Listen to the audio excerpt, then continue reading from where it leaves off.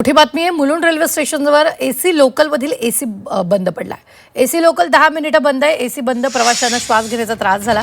3 महिला बेशुद्ध झाल्याची ही माहिती मिळते आहे।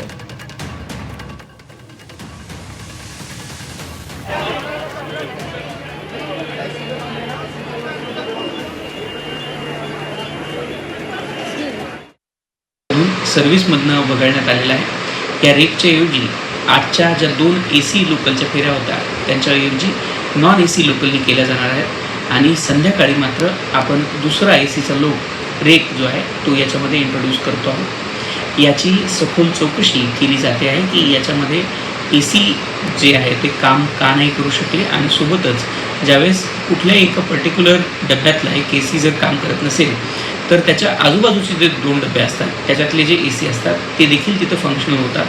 ते फंक्शनल का झाले नाही याची देखील माहिती आणि याची देखील चाचणी ही केली जाते। लोकल सेवा बोलायचं झालं तर गेल्या कित्येक वर्षापासून आम्ही एक मन प्रचलित झाले की मध्य रेल्वे म्हणजे मेलेली रेल्वे हा कित्येक वर्षापासून तो आमचा अनुभव आहे।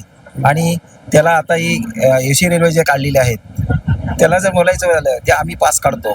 कित्येक तरी आमचे प्रवासी आहेत पास काढतात, पण त्या पासाचा AC पासचा आम्हाला काही उपयोग होत नाही। हो, असं आहे की पावसात तर ठीक आहे तर पाणी भरतो म्हणून तुम्ही लोकल लेट करता, पण इतर टायमाला पण लोकल लेटच येते।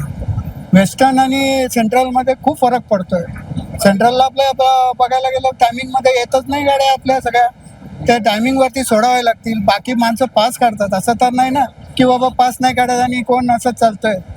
जेव्हा AC लोकलचा आम्ही पास काढतो, पण पास काढल्यानंतर 70% वेळेला लोकल टायमावरती नसतेच आणि ज्या वेळेला लोकल टायमावरती असते त्यावेळेला भरपूर तुफान गर्दी असते, त्यामुळे त्या लोकलमध्ये चढता येत नाही AC मध्ये।